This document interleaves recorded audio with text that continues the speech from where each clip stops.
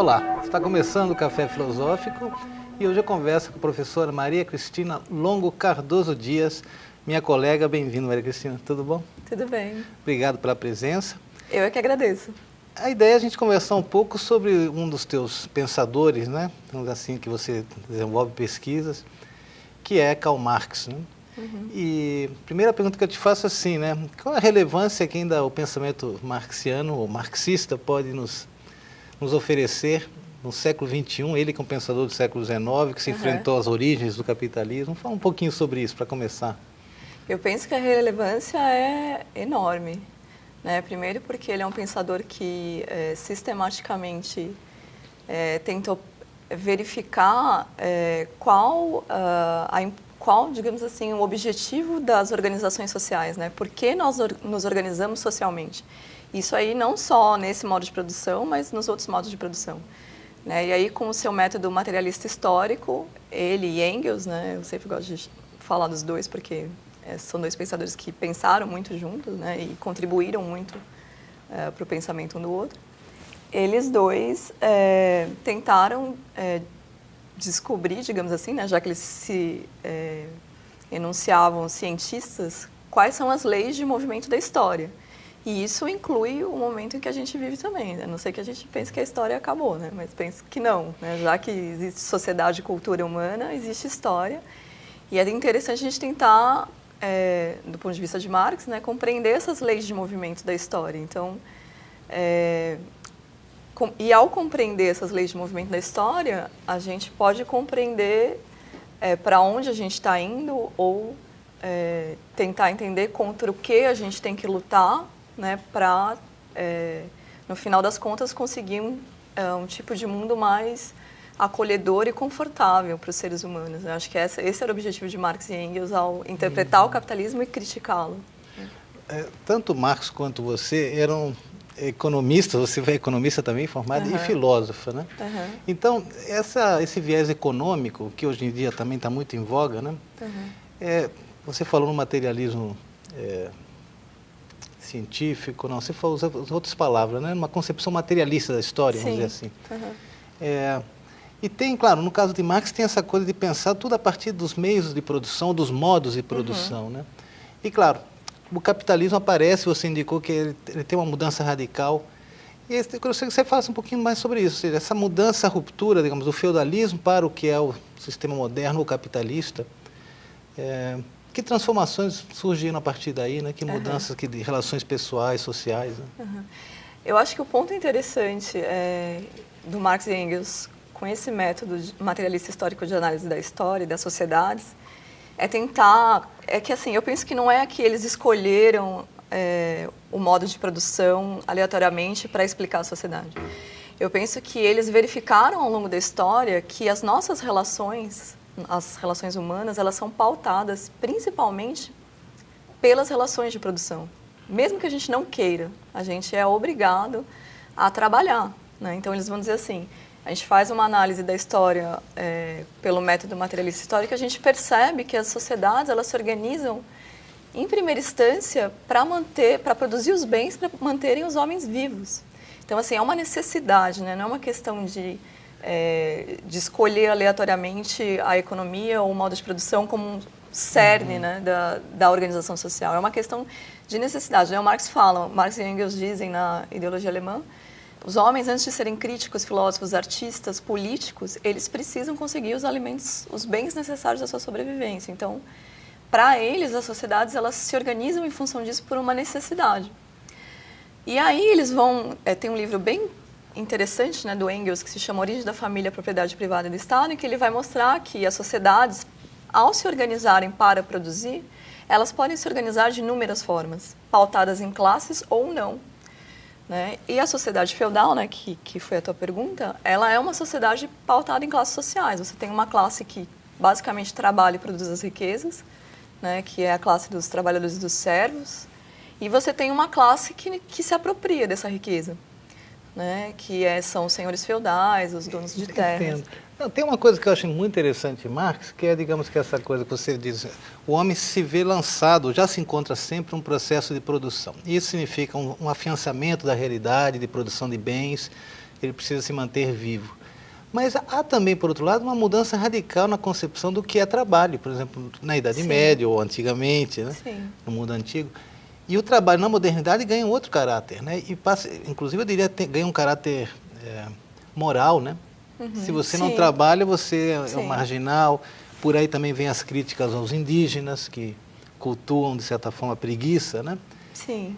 E essa característica do trabalho aí que eu acho que tem uma ruptura muito forte na modernidade. Sim, eu concordo. Eu concordo que esse sentido de trabalho ele foi alargado e supervalorizado, né, na passagem do feudalismo para o capitalismo. Mas, por outro lado, se existe, né, essa ética que também está muito ligada à questão da ética protestante, né, de valorizar o trabalho, algo que não era tão assim primordial para uma ética cristã católica. Se você tem isso, por outro lado, você tem, no modo de produção capitalista, né, você tem essa moralização do trabalho, digamos assim, né? Quem não trabalha é imoral. Mas, por outro lado, a gente tem nesse modo de produção, por incrível que pareça, uma parcela da população que praticamente não trabalha, né? Que se apropria do trabalho da grande maioria da população. Então, assim, é uma ética que serve, digamos assim, a esse modo de produção, né? Que as pessoas se sintam...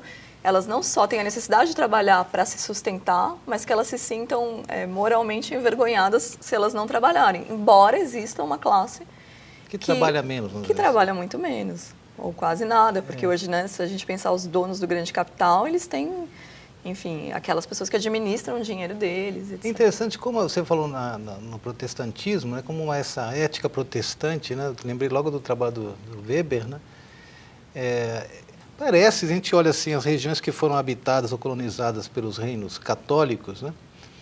Sobretudo na América, aqui diante dos povos que foram habitados por origem protestante, né? A gente tem uma coisa estranha, né? Porque justamente os países de origem protestante se desenvolveram muito mais, ali se deu a Revolução Industrial, né?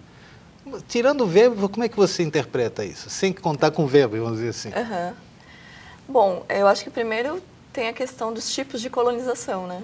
A colonização da América Central, América do Sul, foi um tipo de colonização de exploração, né? Então, os povos que vieram para cá para sugar... extrativista, né? Exatamente, sugar todas as riquezas, e isso inclui até as pessoas que estavam aqui, né? Foram escravizadas, foram assassinadas.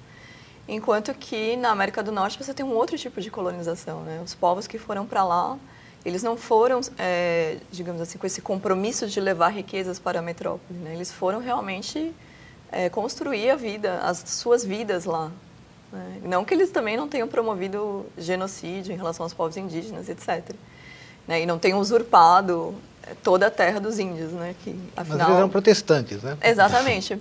Mas eu acho que o ponto central é o tipo de colonização, né?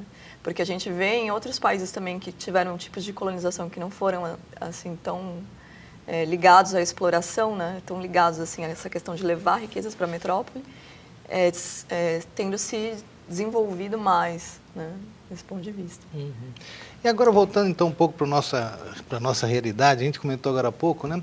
Que a gente saiu agora de uma experiência de um governo que muitas vezes foi chamado de comunistas, que vá para Cuba, esse tipo de coisa. Mas quando a gente lê um pouquinho de Marx e lê teus trabalhos, por exemplo, a gente fica na dúvida, mas havia realmente um regime comunista no Brasil? Essa é a primeira pergunta que eu te faço. E a segunda há algo de estranho no ar quando as pessoas nesses movimentos e protestos contra o governo que se foi, que era de se alinharem, se juntarem em frente à Fiesp, que é justamente o órgão que representa os interesses dessas pessoas donas dos meios de produção, dos empresários e tudo mais, né? Como é que você interpreta isso? Não são sim, elementos antagônicos e até impossíveis de se conciliar os interesses do empresário, por exemplo, com o interesse do trabalhador? O cenário está vivendo hoje com essa história da jornada, enfim, mas a gente fala. Em primeiro lugar, a primeira questão que você fez sobre o governo Lula e Dilma, se é um governo comunista. Isso. Absolutamente não é um governo comunista, né? O comunismo, como formulado por Marx e Engels, ele envolve a coletivização dos meios de produção e do capital, né? Ou seja, o que Marx e Engels dizem se a riqueza é produzida coletivamente, né, ela deveria ser apropriada coletivamente. Né, e para haver uma verdadeira democracia. Isso que eu achei interessante. Tem uma palavra lá no manifesto, tem uma frase em que eles falam de democracia. Né, os trabalhadores vão tomar os meios de produção para implantar uma verdadeira democracia. O que é estranho, porque também se fala em ditadura do proletariado. Também né? se fala no manifesto em ditadura do proletariado. Mas o sentido de ditadura que o Marx e Engels dão é no sentido de que a imensa maioria vai tomar o poder político e os meios de produção e vai ter que retirar isso da burguesia. Né? E aí a ditadura é nesse sentido, de que essa classe, obviamente, não vai abrir mão dos seus privilégios, então o proletariado vai haver ali um choque. Né? É esse o sentido de ditadura. Ok, então já fica descartada a hipótese que vivíamos um regime comunista. Né? Isso não aconteceu de fato. Não, a gente teria que ter socializado o capital e os meios de produção, algo que isso não aconteceu mesmo. Então, assim, o que aconteceu no governo Lula e Dilma, que eu vejo, né, analisando alguns dados, tem um relatório muito interessante, alguns relatórios do IPEA, né, de um pesquisador que normalmente faz esses relatórios, que é o Dedeca e tal. Analisando esses dados, com a base de dados dele é a PNAD, né, essa pesquisa do IBGE. Então, assim, analisando esses dados, eles veem que houve uma discreta distribuição de renda. Né? Então, você teve no Brasil, claro, houve inúmeros avanços no sentido de nós saímos, né, do mapa da fome. Né? Então, inúmeras pessoas, né, milhões de pessoas. Quase. Mas essa distribuição se deu através dos programas, por exemplo, de Bolsa Escola, Bolsa Família. Sim. Exatamente. Uma distribuição discreta de renda. Né? Não que os mais ricos não tenham ganho nesse período. Né? Eles ganharam, assim, de acordo com esse relatório do IPEA, proporcionalmente menos do que, por exemplo, os 10% mais pobres. Mas que ganharam também. Então, assim, houve a gente vê, né, com as inúmeras críticas que a gente pode fazer aos governos do PT, houve uma discreta distribuição de renda e um certo empoderamento dessas pessoas, né, principalmente das mulheres, né, que são elas que recebem o Bolsa Família. E isso incomoda muito quem emprega. Né, e houve também um aumento de salário real nesses governos. Né? Então, isso incomoda muito quem emprega. Né? Se você tem um aumento de salário real, você tira de algum lugar, né? De quem paga esse salário real. Então, isso incomodou não só a nossa, digamos assim, a classe mais alta, como também a classe média, que tem, muitas vezes, pequenos comércios ou empregadas domésticas. Né? E daí a gente vê esse movimento da classe média, né? Principalmente São Paulo, tomando as ruas e pedindo a saída da Dilma. Então, assim, não houve comunismo no Brasil de forma alguma. Acho que isso é um consenso, assim, entre qualquer pesquisador no assunto. Houve um pequeno, né, empoderamento dessa classe mais baixa, que incomodou a classe mais alta, é assim que eu vejo. Daí, né, e a classe média também, porque para ela, se ela tem 2, 3 empregados e sobe o salário real, aquilo ali incomoda profundamente. Nesse caso dos empregados domésticos, ainda teve a imposição da criação agora o empregador tem que pagar fundo de garantia também, né? Sim. E que antes não pagava, né? Tem isso, INSS, aumentou. Eu acho que o que houve foi um aumento. O fundo de garantia agora, né? O que houve foi um aumento mesmo dos salários reais, né? Tá, isso é por um lado. E por outro, a segunda parte, ou seja, essa coisa estranha, né, das pessoas digamos assim, que nem todo mundo ali poderia ser das classes altas, porque acho que não tem tanta gente rica no país, mas se congregar em torno à Fiesp, que foi sempre um símbolo exatamente disso que você está... Patrocinado assim, né, muito estimulado pela mídia, né, a grande mídia, principalmente a Rede Globo, quase que chamou essa população para a rua, né, pela Fiesp também, né, que fez o pato e, enfim, outras coisas, outros benefícios ali para aquelas pessoas estarem ali. E uma classe média que sempre se vê estrangulada, incomodada, e ainda mais quando não se viu beneficiada por esses programas sociais, porque é classe média, e, por outro lado, se viu prejudicada por por esses aumentos de salário real, etc. Então, essa classe média, né, que não se viu absolutamente beneficiada nesse governo, então mostrou sua cara. Tem outro ponto interessante da teoria de Marx e Engels, que acho que é a base de tudo, né? De onde vem o lucro, né, do capitalista, daquele que é o dono dos meios de produção, né? Porque, na verdade, a impressão que o trabalhador vai levar... O Marx tem uma imagem, acho que você coloca no teu trabalho, né? Que o trabalhador se sente como quem vai ao mercado vender a sua própria pele, né? E está só esperando ver quem que vai tirar a pele dele. E agora, esse mesmo pessoal que estava ali contra esse governo que passou, se vê diante de uma situação que é essa ameaça, ou os boatos de que a jornada de trabalho pode aumentar até 12 horas, por exemplo. Também se questionam que se o empregador pagasse menos impostos ou encargos sociais sobre cada empregado, provavelmente o salário do empregado seria elevado. Você acredita, como é que é isso? Essa coisa da jornada de trabalho aumentando, ao mesmo tempo a ideia da mais-valia, do mais valor, né? Explica um pouco para o pessoal que está em casa essa história de como é que funciona. Né? Então, como eu falei, Marx e Engels usam esse método materialista histórico para interpretar a história, né, incluindo o modo de produção capitalista. E eles têm essa, digamos assim, essa pretensão de estarem usando um método científico, então eles querem descobrir as leis de movimento da história. Em relação ao capitalismo, né, Marx e Engels, digamos assim, formulam uma lei que eles consideram fundamental para a acumulação de capital, que é a lei da questão da extração do mais-valor. Né? Então, o que é isso? O capitalista, ele vai ao mercado. Né? Então, assim, Marx e Engels, eles dizem que o que a gente tem no capitalismo é uma generalização da circulação de mercadorias. Né? E quase que tudo se transforma em mercadoria, inclusive as vidas humanas. Né? Então, o capitalista vai ao mercado e compra essa mercadoria, compra as mercadorias necessárias para a produção, né? Seja matérias-primas ou meios de produção, e a matéria-prima, força de trabalho, né? Digamos assim, a força de trabalho. E emprega a força de trabalho na produção. Só que a grande mágica, né? Marx fala, qual é a mágica de acumulação do capital?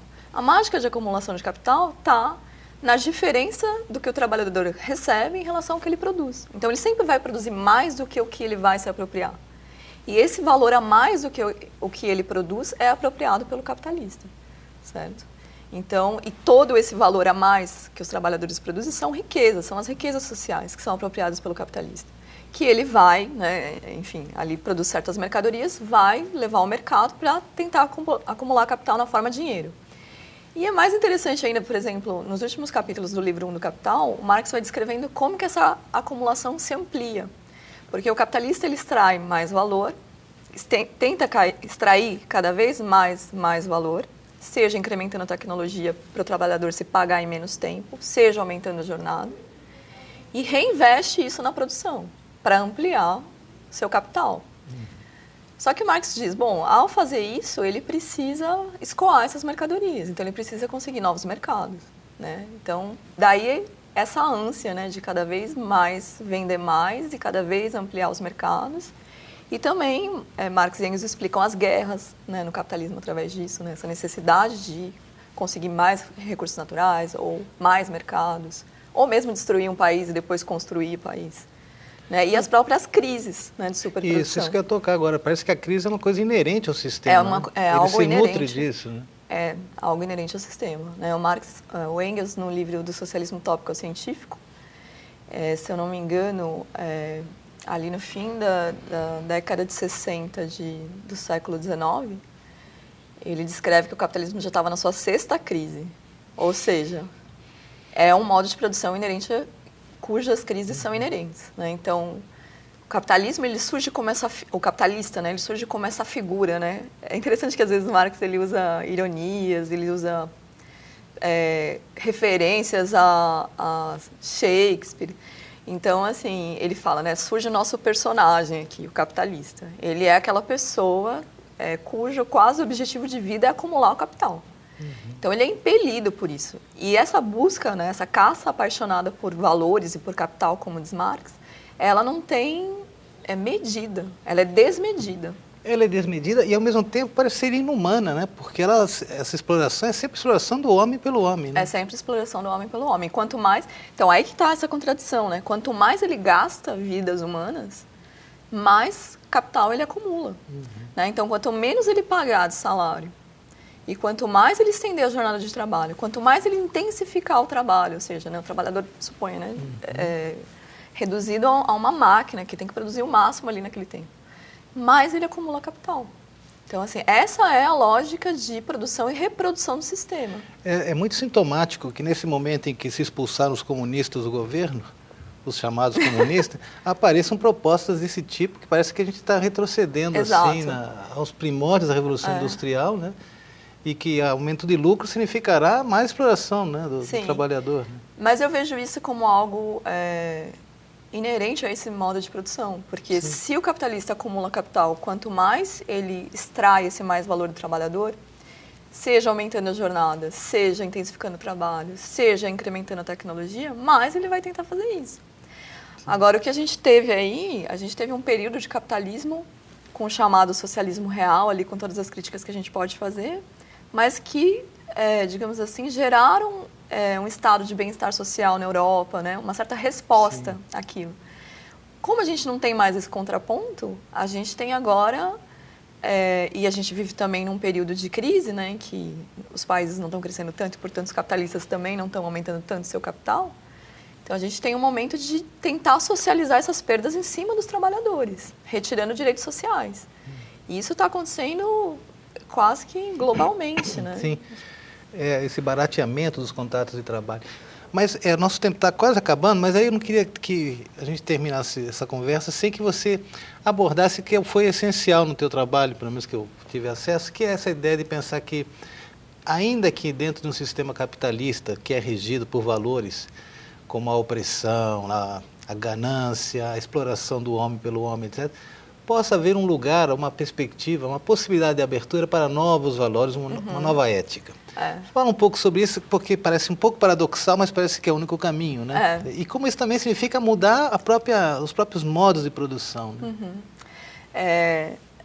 Esse meu trabalho sobre ética em Marx, ele tenta ver essa questão dos dois planos da ética, né? Se a gente tem uma ética dominante, isso eu acho que é uma questão que perturba quase todo mundo, né? Então, se por um lado a gente tem valores morais que se erguem dessa estrutura de dominação, de mando, de hierarquia, de exploração, de coisificação das pessoas, de heteronomia, desrespeito, né? Então, essa estrutura de produção é pautada nisso. Né? Porque já começa com a coisificação do trabalhador, né? Quanto mais o capitalista... Essa ideia de coisificação é muito grave, né? É, muito grave. Quanto mais o trabalhador ali, ele é mais um elemento na produção, né? A ser gasto. Né? Então, ele vai ser controlado, ele vai receber ordens, ele vai ter que produzir o máximo, no mínimo, de tempo. Né? Então, assim, ele é visto como mais uma peça da produção mesmo. Né? Então, assim, você tem todos esses valores que emanam dessa estrutura social dominante de produção. Por outro lado, Marx e Engels, uma outra lei da história que eles dizem ser pertinente é a luta de classes. Então, eles vão dizer que em toda a história da humanidade, claro, né, nas sociedades em que há classes, há luta de classes. E não é diferente no capitalismo. Né? O capitalismo é uma sociedade, é uma estrutura social de classes sociais e portanto, há essa luta. Né? Os opressores, eles sempre vão tentar ser menos oprimidos. Os oprimidos vão sempre tentar ser menos oprimidos. Né? E os opressores vão sempre tentar oprimir mais.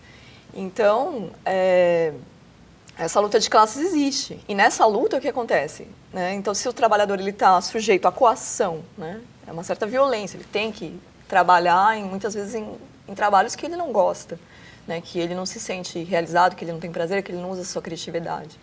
Então, se ele tem que enfrentar essa realidade e, portanto, ele se torna, muitas vezes, embrutecido, alienado, né? Ele, por outro lado, quando ele se une nessa luta contra a opressão, ele vai compondo novos valores e ele vai recompondo a sua subjetividade. Né? Ele vai compondo... Embora de um modo coletivo, né? Exatamente. Da unidade. Ele vai compondo valores como solidariedade em relação aos outros, como coletivismo, né, como não alienação, já que ele toma consciência da sua situação de classe, e por aí vai. Então, assim, esses dois planos da ética, a ética dominante, os valores que compõem a ética dominante, os valores que compõem esse outro plano da ética que surge com a luta de classes, eles coexistem já hoje. A gente pode ver, às vezes, numa mesma pessoa sustentando um valor como competição e solidariedade, dependendo da circunstância. Bom, chegamos ao fim. Realmente, a conversa é muito atual, né? Por mais que seja um pensador do século XIX, Marx parece que hoje em dia está ganhando um certo vigor, né? Uhum. Maria Cristina, obrigado pela tua participação. Obrigada a você, Oscar. Eu conversei com Maria Cristina Longo Cardoso Dias, professora do Departamento de Filosofia. E você que está em casa já sabe que semana que vem tem mais. Até lá.